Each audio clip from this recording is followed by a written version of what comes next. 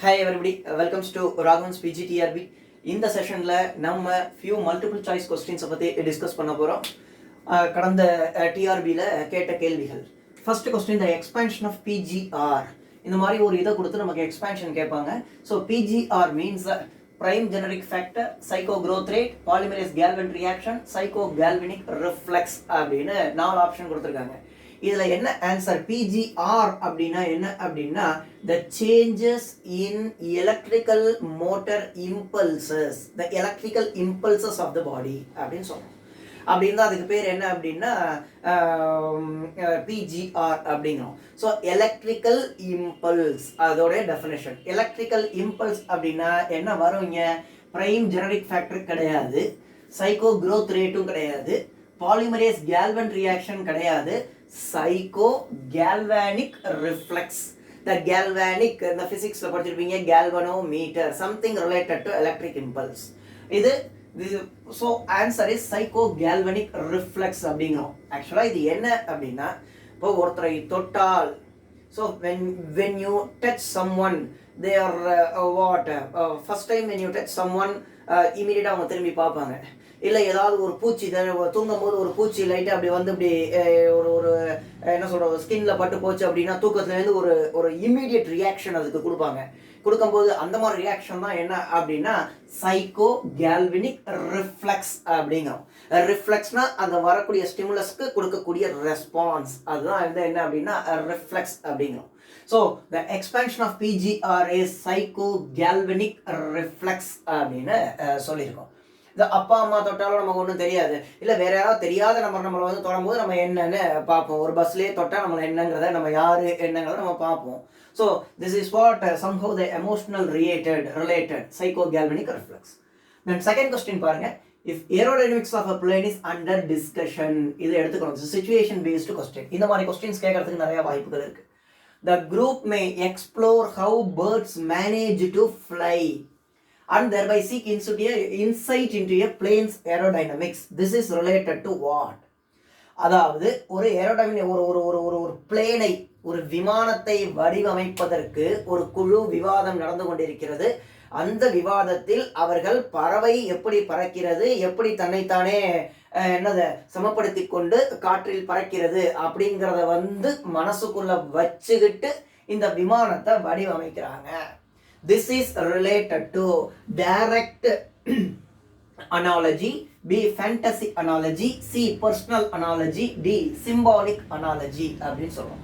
Direct analogy நேரடி ஒப்புமை, fantasy analogy கற்பனை ஒப்புமை, பர்சனல் அனாலஜி தனிநபர் ஒப்புமை, சிம்பாலிக் அனாலஜி அப்படின்னா சிம்பல், ஏதாவது ஒரு என்ன சொல்றது, சிம்பாலிக் அனாலஜி இந்த சென்ஸ் ஒரு ஒரு பொருளின் ஒப்புமை அப்படின்னு சொல்றோம், ஒரு வடிவ ஒப்புமை அப்படின்னு சொல்றோம். ஸோ இங்க பாருங்க, இதுல டைரக்ட் அனாலஜி அப்படின்னா ஒரு பொருளுடைய பண்பு மற்றொரு பொருளுடைய பண்பு, ரெண்டு பண்பை என்னன்னா அப்படின்னா அப்படியே ஒப்பிட்டு பார்க்கறது. ஒரு பொருளுடைய பண்பை வச்சுக்கிட்டு மற்றொரு பொருளுடைய பண்பை வந்து அப்படியே படிக்கிறது. ஆக ஆல்ரெடி இட் வாஸ் டிஸ்கவர்ட், அவ்வளவுதான். அப்ப டைரக்ட் அனாலஜிங்கிறது கிடையாது. ஃபேண்டசி அனாலஜி கற்பனை ஒப்புமை. இந்த கற்பனை ஒப்புமை என்ன அப்படின்னா imagination there is no boundary.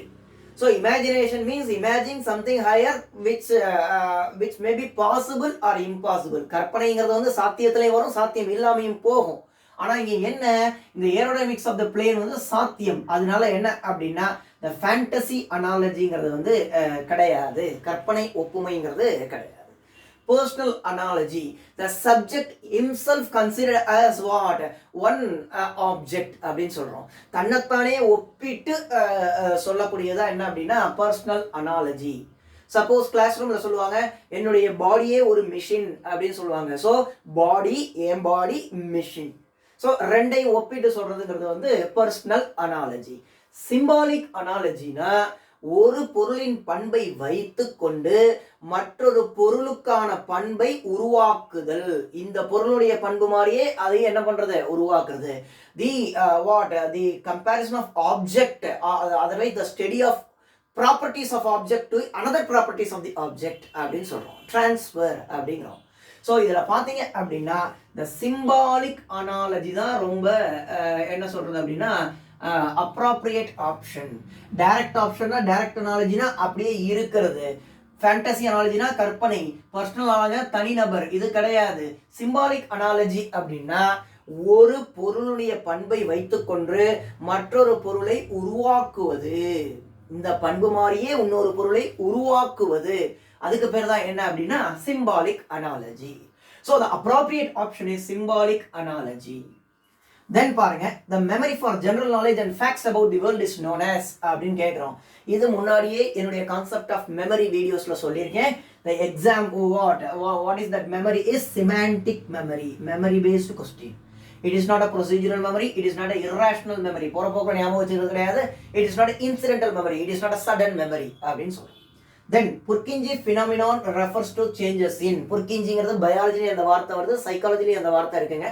Purkinje phenomenon refers to changes in sensation of color brightness.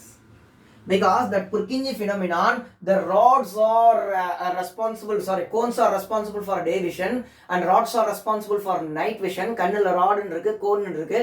அதுல என்ன அப்படின்னா the cone gives additional brightness to the yellow light அப்படிங்க. ஸோ அப்படி இருந்தால் அதுக்கு பேர் என்ன அப்படின்னா Purkinje phenomenon, the sensation of color brightness, changes in sensation of color brightness. Then in language development, the zone of proximal development is the central concept in dash theory அப்படின்னு கேட்டிருக்காங்க. Piaget theory of cognitive development சொல்றோம். நோம் Chomsky, இவர் என்ன அப்படின்னா he is a father of linguistics அப்படின்னு சொல்றோம், அந்த மொழியியலின் தந்தை அப்படின்னு நம்ம சொல்றோம். Bruner cognitive development, iconic stage, active inactive stage, இதெல்லாம் நான் உங்களுக்கு சொல்லியிருக்கேன். தென் Vygotsky, இவர் தான் என்ன சொல்லியிருக்காரு அப்படின்னா இந்த லாங்குவேஜ் டெவலப்மெண்ட்ல இசட்பிடியை பத்தி சொல்லியிருக்காரு, zone of proximal development, Vygotsky. ஆக்சுவலா what is that zone of proximal development? இவர் என்ன சொன்னார் அப்படின்னா ஒரு மாணவனானவன் தன்னுடைய நிலையில் எந்த நிலையில் இருக்கிறான் என்பதை அறிந்து கொண்டு அவன் அடையக்கூடிய நிலையை நாம் நிர்ணயிப்பது, அதனை நோக்கி அவனை எடுத்து செல்வது, அதுதான் என்ன அப்படின்னா proximal development. அடையக்கூடிய நிலை, the stage need to be attained, that is called proximity, and the proximal development அப்படின்னு சொல்றோம். So in language, the language development, the zone of proximal development is the central concept in Vygotsky's theory அப்படின்னு சொல்றோம். So these type of questions are somehow the challenging questions, and it requires the basic concept of educational psychology. I hope you understood the video. இந்த video உங்களுக்கு புரிஞ்சிருக்கும்னு நினைக்கிறேன். இந்த questions எல்லாமே உங்களுக்கு எதுவும் comments or difference of opinions, if you have, you can chat through chat boxes. Thank you.